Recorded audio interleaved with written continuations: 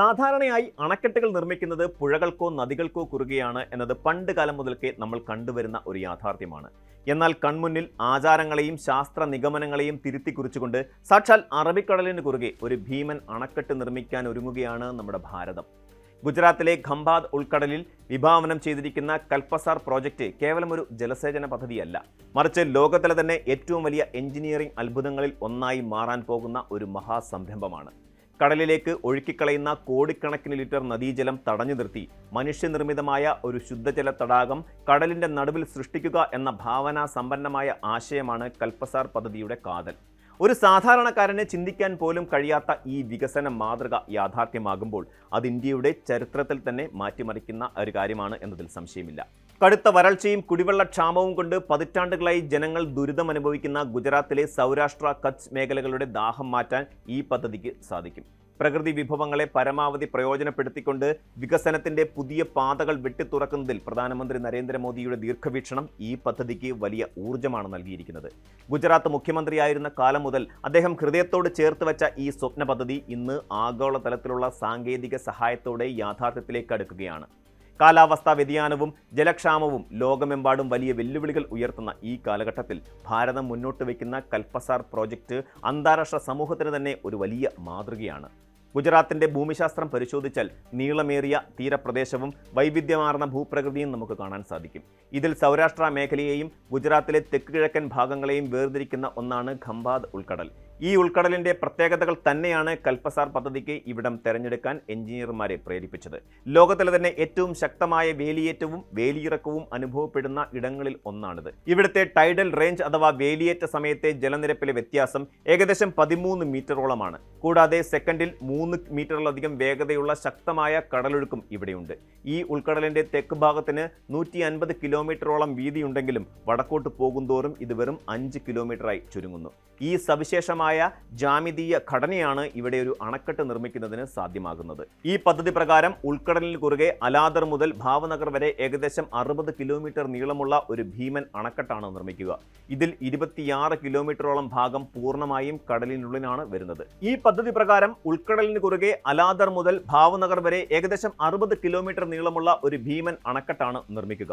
ഇതിൽ 26 കിലോമീറ്ററോളം ഭാഗം പൂർണ്ണമായും കടലിനുള്ളിലാണ് വരുന്നത്. ബാക്കി 33 കിലോമീറ്ററോളം ഭാഗം കരയോട് ചേർന്ന് ഇരുവശങ്ങളിലുമുള്ള റോഡുകളിലേക്ക് ബന്ധിപ്പിക്കും. സബർമതി, മഹി, ദാദർ, നർമ്മദ തുടങ്ങിയ 4 പ്രധാന നദികളും വദ്വാൻ ഭോഗാവോ, ലിംബിഡി ഭോഗാവോ, സുഖ്ബദർ ഉൾപ്പെടെയുള്ള 7ഓളം ചെറു നദികളും ഈ ഉൾക്കടലിലാണ് പതിക്കുന്നത്. മഴക്കാലത്ത് ഈ നദികളിലൂടെ ഒഴുകി കടലിൽ പാഴാകുന്ന ജലം മുഴുവൻ ഈ അണക്കെട്ടിലൂടെ സംഭരിക്കാൻ സാധിക്കും. നർമ്മദ നദിയിലെ ബദ്ബൂദ് ബാരേജിൽ നിന്ന് പ്രത്യേക കനാൽ വഴി അധികമായി വരുന്ന വെള്ളം കൂടി ഈ സംഭരണിയിലേക്ക് തിരിച്ചുവിടാൻ പദ്ധതിയുണ്ട്. ഇത്തരത്തിൽ രൂപപ്പെടുന്ന തടാകം ലോകത്തിലെ തന്നെ ഏറ്റവും വലിയ മനുഷ്യനിർമ്മിത ശുദ്ധജല തടാകമായി മാറും. കടലിന് നടുവിൽ ഇത്തരമൊരു ശുദ്ധജല തടാകം നിർമ്മിക്കുക എന്ന ആശയം പെട്ടെന്നൊരു ദിവസം ഉണ്ടായതല്ല. ഇതിന് പതിറ്റാണ്ടുകളുടെ ചരിത്ര പശ്ചാത്തലമുണ്ട്. ആദ്യമായി ഇങ്ങനെ ഒരു സാധ്യത മുന്നോട്ട് വെച്ചത് ഒരു വിദേശ കമ്പനിയാണ് എന്നത് കൗതുകകരമാണ്. 1955 ഗുജറാത്തിലെ തീരദേശ ഭൂമി വീണ്ടെടുക്കുന്നതുമായി ബന്ധപ്പെട്ട് പ്രവർത്തിച്ചിരുന്ന നെഡേക്കോ എന്ന ഡച്ച് കമ്പനിയാണ് ഖംഭാത് ഉൾക്കടലിൽ ഒരണക്കെട്ട് നിർമ്മിക്കാമെന്ന ആശയം മുന്നോട്ട് വെച്ചത്. പിന്നീട് 1962 രാജ്യസഭാംഗമായിരുന്ന ഭോഗിലാൽ ഷാ ഈ പദ്ധതി പാർലമെന്റിൽ അവതരിപ്പിക്കുകയും ഈ തടാകത്തിന് ഗാന്ധിസാഗർ എന്ന് പേരിടണമെന്ന് നിർദ്ദേശിക്കുകയും ചെയ്തു. തുടർന്ന് പ്രശസ്ത എഞ്ചിനീയറായ ഡോക്ടർ വിത്തുഭായ് പട്ടേൽ, ഐക്യരാഷ്ട്രസഭയുടെ ടൈഡൽ പവർ വിദഗ്ധനായ പ്രൊഫസർ EM വിൽസൺ തുടങ്ങിയവർ ഈ ആശയത്തിന് കൂടുതൽ വ്യക്തത നൽകി. 1986 ഗുജറാത്ത് സർക്കാർ ഈ പദ്ധതി ഔദ്യോഗികമായി ഏറ്റെടുക്കുന്നത്. എന്നാൽ ഇതിന്റെ കൃത്യമായ ഫീസിബിലിറ്റി പഠനങ്ങൾക്ക് അനുമതി ലഭിക്കുന്നത് 2003 നരേന്ദ്രമോദി ഗുജറാത്ത് മുഖ്യമന്ത്രിയായതിനു ശേഷമാണ്. 2004 ഭാവനഗറിലെ ചരിത്രപ്രസിദ്ധമായ മറൈൻ സർവേ ആരംഭിച്ചെങ്കിലും സമുദ്രത്തിലെ കടുത്ത വെല്ലുവിളികൾ കാരണം പദ്ധതിയുടെ പുരോഗതി വളരെ പതുക്കെയായിരുന്നു മുന്നോട്ട് പോയിരുന്നത്. ദീർഘകാലത്തെ ശാസ്ത്രീയ പഠനങ്ങൾക്കും ഗവേഷണങ്ങൾക്കും ശേഷമാണ് ഈ പദ്ധതി പൂർണ്ണമായും പ്രായോഗികമാണെന്ന നിഗമനത്തിൽ അധികൃതർ എത്തിച്ചേർന്നത്. ഇന്ന് കേന്ദ്ര സർക്കാരിൻ്റെയും അന്താരാഷ്ട്ര ഏജൻസികളുടെയും പൂർണ്ണ പിന്തുണയോടെ ഈ സ്വപ്ന പദ്ധതി യാഥാർത്ഥ്യമാക്കാനുള്ള അന്തിമ ഘട്ടത്തിലാണ് രാജ്യം. ഗുജറാത്ത് നേരിടുന്ന ഏറ്റവും വലിയ വെല്ലുവിളികളിൽ ഒന്നാണ് മഴയുടെ അപര്യാപ്തതയും കടുത്ത വരൾച്ചയും. 1900 ശേഷം ഏകദേശം 30ലധികം തവണയാണ് സംസ്ഥാനം കടുത്ത ജലക്ഷാമം നേരിട്ടത്. പ്രശസ്തമായ സർദാർ സരോവർ ഡാം ഗുജറാത്തിലെ വലിയൊരു വിഭാഗം ജനങ്ങൾക്ക് ആശ്വാസമേകിയെങ്കിലും ദീർഘകാലാടിസ്ഥാനത്തിലുള്ള ജലസുരക്ഷയ്ക്ക് ഒരൊറ്റ പദ്ധതിയെ മാത്രം ആശ്രയിക്കുന്നത് സുരക്ഷ സുരക്ഷിതമല്ലെന്ന തിരിച്ചറിവാണ് കൽപ്പസാർ പദ്ധതിക്ക് വേഗത കൂട്ടാൻ കാരണം. കൽപ്പസാർ സംഭരണി യാഥാർത്ഥ്യമാകുന്നതോടെ ഏകദേശം 8,000 ദശലക്ഷം ക്യൂബിക് മീറ്റർ ജലം സംഭരിക്കാൻ ശേഷിയുള്ള ഒരു ഭീമൻ കുടിവെള്ള സ്രോതസ്സാണ് രാജ്യത്തിന് ലഭിക്കുക. ഈ പദ്ധതി വഴി സൗരാഷ്ട്രയിലെ 9 ജില്ലകളിലായി വ്യാപിച്ചു കിടക്കുന്ന 42 താലൂക്കുകളിലെ 1.5 ലക്ഷത്തിലധികം ഹെക്ടർ കൃഷിഭൂമിക്ക് ആവശ്യമായ ജലസേചന സൗകര്യം ലഭ്യമാകും. വറ്റിവരണ്ട് കിടക്കുന്ന ഈ പ്രദേശങ്ങളിലേക്ക് ശുദ്ധജലം ഒഴുകിയെത്തുന്നതോടെ കാർഷിക മേഖലയിൽ വലിയൊരു വിപ്ലവമായിരിക്കും നടക്കുക. നിലവിലെ 60-ലധികം ഡാമുകളിലേക്ക് ഈ സംഭരണിയിൽ നിന്ന് വെള്ളം എത്തിക്കാൻ സാധിക്കും എന്നതാണ് ഇതിൻ്റെ പ്രത്യേകത.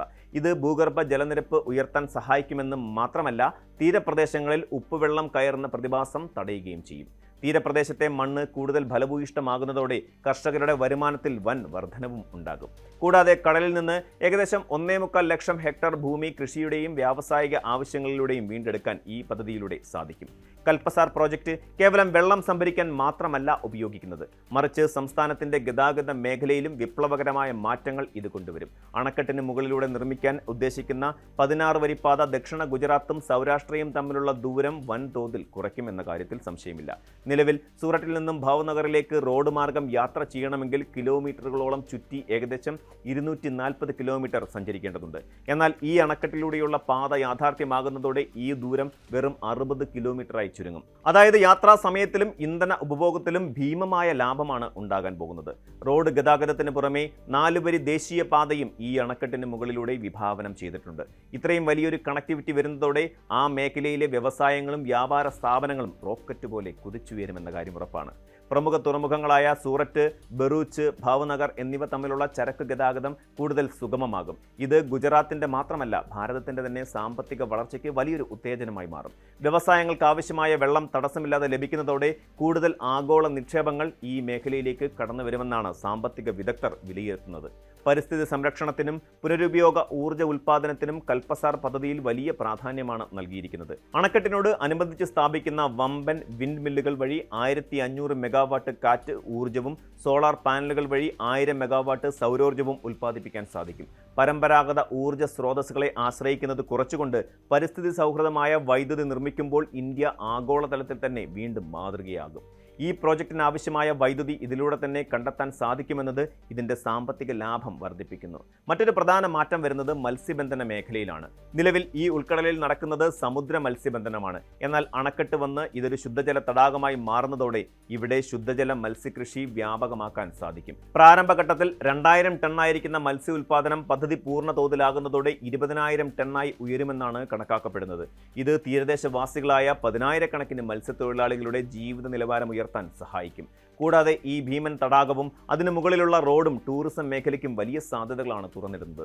ഇത്രയും സങ്കീർണമായ ഒരു മറൈൻ പ്രോജക്റ്റ് നടപ്പിലാക്കുക എന്നത് എഞ്ചിനീയറിംഗ് ലോകത്തിന് വലിയൊരു വെല്ലുവിളിയാണ്. കടലിലെ ശക്തമായ അടിയൊഴുക്കുകളെ പ്രതിരോധിച്ചുകൊണ്ട് അണക്കെട്ട് നിർമ്മിക്കുന്നതിനും ഉപ്പുവെള്ളം ശുദ്ധജല സംഭരണിയിലേക്ക് കലരാതിരിക്കാൻ ക്ലോഷർ മെത്തഡോളജി കൃത്യമായി നടപ്പിലാക്കുന്നതിനും അന്താരാഷ്ട്ര തലത്തിലുള്ള വിദഗ്ധരുടെ സഹായം അത്യാവശ്യമായിരുന്നു. ഈ സാഹചര്യത്തിലാണ് ജല മാനേജ്മെന്റിൽ ലോകത്തിലെ തന്നെ ഏറ്റവും മികച്ച രാജ്യമായ നെതർലൻഡ് ഇന്ത്യയുടെ സഹായത്തിനെത്തുന്നത്. സ്വന്തം രാജ്യത്തിന്റെ 1/3 ഭാഗവും സമുദ്രനിരപ്പിന് താഴെ കിടക്കുന്ന നെതർലാൻഡ്സ് കടലിനെ മെരുക്കുന്നതിൽ നൂറ്റാണ്ടുകളുടെ പരിചയ സമ്പത്തുള്ളവരാണ്. പ്രധാനമന്ത്രി നരേന്ദ്രമോദിയുടെ നെതർലൻഡ് സന്ദർശന വേളയിൽ അദ്ദേഹം അവിടുത്തെ വിഖ്യാതമായ അബ്സ്ല്യൂട്ടഡിക് അണക്കെട്ട് നേരിട്ട് സന്ദർശിക്കുകയുണ്ടായി.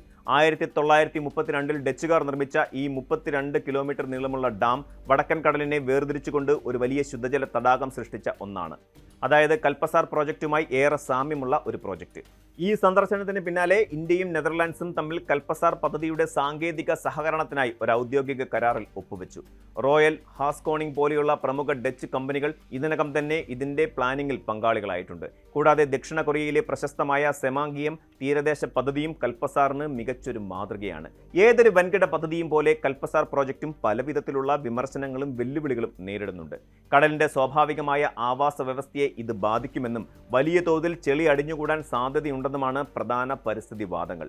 നദികളിലൂടെ ഒഴുകിവരുന്ന പ്ലാസ്റ്റിക്കും മറ്റു മലിനീകരണ വസ്തുക്കളും തടാകത്തിലെ ശുദ്ധജലത്തിന്റെ ഗുണനിലവാരം കുറയ്ക്കുമോ എന്ന ആശങ്കയും നിലനിൽക്കുന്നുണ്ട്. ശക്തമായ ഭൂകമ്പ സാധ്യതയുള്ള മേഖലയായതിനാൽ അണക്കെട്ടിന്റെ സുരക്ഷയെക്കുറിച്ചും ചില ചോദ്യങ്ങൾ ഉയർന്നു. പറഞ്ഞിട്ടുണ്ട്. എന്നാൽ ഈ വെല്ലുവിളികളെയെല്ലാം ശാസ്ത്രീയമായ പഠനങ്ങളിലൂടെ മറികടക്കാൻ സാധിക്കുമെന്നാണ് അധികൃതരും ശാസ്ത്രജ്ഞരും വ്യക്തമാക്കുന്നത്. നെതർലൻഡ്സിലെ 100 വർഷത്തെ ഡാം സുരക്ഷാ അനുഭവങ്ങൾ ഈ പ്രോജക്റ്റിൽ പ്രയോജനപ്പെടുത്തുന്നുണ്ട്. അത്യാധുനിക ഫ്ലഡ് റെഗുലേറ്ററുകളും അതുപോലെ സിൽട്ട് പുറന്തള്ളാനുള്ള ആധുനിക സംവിധാനങ്ങളും അണക്കെട്ടിൽ ഉൾപ്പെടുത്തും. പരിസ്ഥിതിക്ക് ഏറ്റവും കുറഞ്ഞ ആഘാതം മാത്രം ഏൽപ്പിച്ചുകൊണ്ട് എങ്ങനെ ഈ പദ്ധതി നടപ്പിലാക്കാം എന്നതിനെക്കുറിച്ച് ലോകോത്തര ശാസ്ത്രജ്ഞർ നിരന്തരം ഗവേഷണങ്ങൾ നടത്തിവരികയാണ്. കടുത്ത വരൾച്ചയിലൂടെ ലക്ഷക്കണക്കിന് ജനങ്ങൾ അനുഭവിക്കുന്ന ദുരിതവുമായി താരതമ്യം ചെയ്യുമ്പോൾ ഈ സാങ്കേതിക വെല്ലുവിളികൾ തരണം ചെയ്യേണ്ടത് രാജ്യത്തിന്റെ ആവശ്യമാണ്. ഭാരതത്തിന്റെ എഞ്ചിനീയറിംഗ് ചരിത്രത്തിൽ കൽപ്പസാർ പ്രോജക്റ്റ് ഒരു പുതിയ അധ്യായമായിരിക്കും എഴുതി ചേർക്കുക. വെല്ലുവിളികൾ എത്ര വലുതാണെങ്കിലും ശരിയായ ആസൂത്രണവും ആധുനിക സാങ്കേതിക വിദ്യയും ഉണ്ടെങ്കിൽ പ്രകൃതിയെപ്പോലും മനുഷ്യന്റെ നന്മയ്ക്കായി മാറ്റിയെടുക്കാൻ സാധിക്കുമെന്ന് ഈ പദ്ധതി തെളിയിക്കുന്നു. ഒരു കാലത്ത് അസാധ്യമെന്ന് കരുതിയ പല കാര്യങ്ങളും ഇന്ന് യാഥാർത്ഥ്യമായി കൊണ്ടിരിക്കുകയാണ്. പ്രധാനമന്ത്രി നരേന്ദ്രമോദിയുടെ ദൃഢനിശ്ചയവും അന്താരാഷ്ട്ര തലത്തിലുള്ള സാങ്കേതിക കൂട്ടായ്മയും ഈ പദ്ധതിയെ വിജയത്തിലേക്ക് നയിക്കുമെന്ന് നമുക്ക് പ്രത്യാശിക്കാം. വരും തലമുറകൾക്ക് കുടിവെള്ളവും കർഷകർക്ക് ജീവനും നൽകുന്ന ഈ മഹാത്ഭുതം യാഥാർത്ഥ്യമാകുമ്പോൾ ലോകത്തിന് മുന്നിൽ ഭാരതത്തിന്റെ ഖ്യാതി ഒന്നുകൂടി ഉയരും എന്നതിൽ യാതൊരു സംശയവുമില്ല. ഇത് കേവലം ഗുജറാത്തിന്റെ മാത്രമല്ല, സമഗ്ര വികസനങ്ങളിലേക്ക് കുതിക്കുന്ന പുതിയ ഭാരതത്തിന്റെ പ്രതീകമാണ്. കൂടുതൽ വാർത്തകൾക്ക് news 18 Keralam YouTube channel subscribe ചെയ്യുക.